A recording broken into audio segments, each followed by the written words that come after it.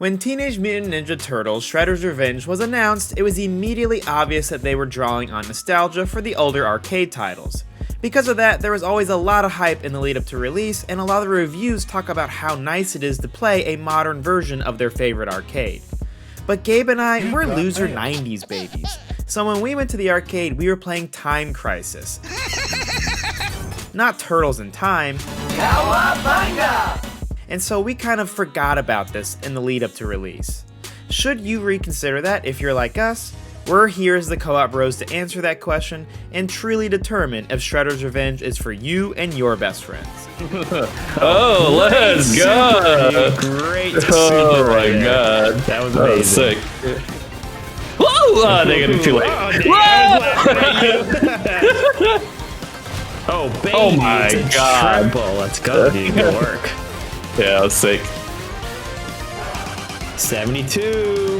Let's go. Let's go, dude. Let's go. No, what? Oh my What gosh. the heck? You gotta be joking me. Just like stepping up to an old arcade cabinet, setting up co-op in Shredder's Revenge is as easy as it comes. There's a real simple menu for inviting a friend, and you get to select characters together before diving into the campaign. You can play through the campaign in either online or local co-op with up to 6 players. Yeah, that's a whole party waiting to happen. There's shared progression too, in case you want to play on your own or with a different set of friends.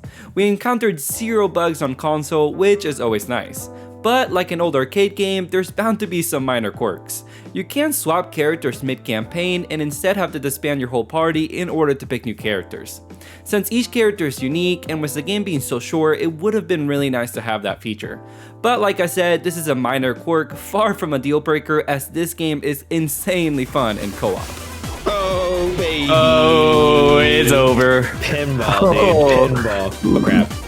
I don't like the look of those. Oh, what? Dang it. Come on. Yeah. I'm not, dude. I'm out of here, man. I'm out of here. The gameplay loop in Shredder's Revenge is as easy as you'd expect it to be, being a modern take on arcade beat-em-ups. There are 2 main ways to play: a regular campaign where you level up your turtle, take on each level one at a time, and find collectibles or complete challenges during the level. That's how Gabe and I played. But there's also a classic arcade mode where your turtles are already beefed up, but you have to make it through the whole campaign in one sitting. Yeah, good luck with that, my dude. Each level during the campaign is pretty short, usually lasting no longer than 10 minutes. You face waves of base enemies while dealing with environmental hazards until you hit a boss every single time. There are a few levels that will change the pace by putting you on these hoverboards, which allow you a different kind of movement, but that's pretty much it. It only took us a short 3-ish hours to beat, and then we sailed off into that pixelated New York sunset.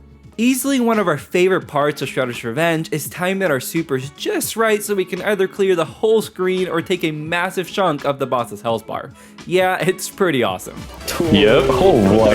Yo, dude. That thing does damage. Oh my god. But that's just one way this game's awesome with friends. There's 7 characters in the game, the 4 titular turtles of course, April Jones, Master Splinter, and a secret character you unlock by beating the game. Trying out all the different characters until we landed on our favorite combo was a ton of fun. There's a couple things you have to consider, as each character has different strengths and weaknesses as well as unique supers. For instance, Donatello has the most reach in the game, but his speed stat is among the lowest of the 7. I didn't care though, because he's my boy. For those curious, the winning duo was of course Donatello and April. And yes, they were downright busted. As Andrew mentioned, there's a simple level up system in place to reward you for sticking with one character. They'll get more health, more super gauge, and also new moves, which is pretty cool. Once we had our duo, it's all about keeping that combo going. Calling out enemies and different hazards brought in a little strategy and kept us engaged even if the combat is a bit too button mashy. Oh my god, there's so much going on right now, bro. Dude, I'm playing on another level right now, bro. I'm playing 76, on 85, another level right now. Get to the 100, bro! Get to 100! Come on! Let's go. Come on, come on, come on! No! Let's go, dude! Let's go! No! What? I used it the wrong time. Dude, I Dang was on it, another dude. level there. But yeah, at the end of the day, we really were just button mashing.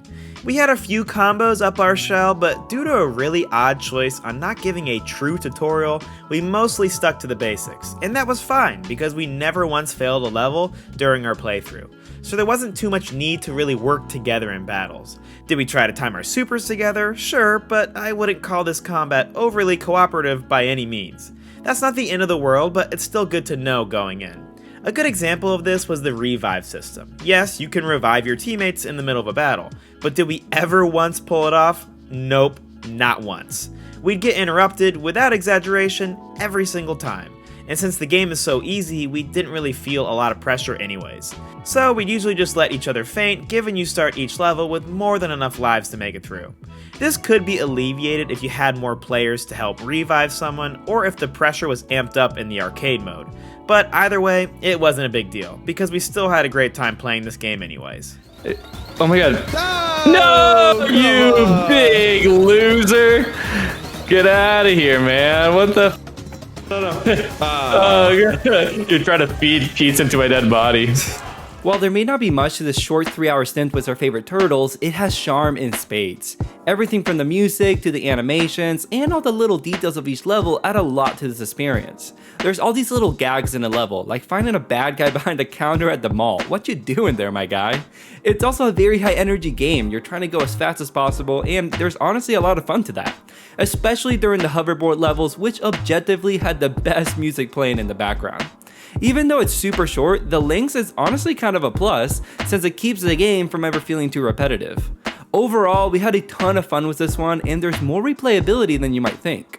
In the end, I think we discover what this game's true secret identity was. Yes, it is a beat 'em up, but in another sense, it's a really fun party game. With up to 6 players of local or online co-op, and it being a pretty easy and short romp, I can see you playing this with just about anyone. Think of how you have your non-gamer friends play things like Overcooked together, but now slot in Shredder's Revenge. I think the developers deserve a lot of credit for not just modernizing an arcade beat 'em up, but making it accessible to everyone, and that adds a lot of replay value. So grab your friends, grab some pizza, and throw a party. Just don't forget to invite my guy Michelangelo. As always, thanks for watching, guys. If you enjoyed our review, please like or subscribe below. And if you want to stay up to date on our streaming schedule, please follow us on Twitter and Instagram.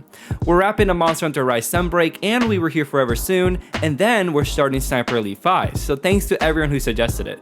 We'll catch you next time on another episode of The Co-op Bros. Okay, wait, here, let's high five. Yeah. Okay, you need more than that, bro.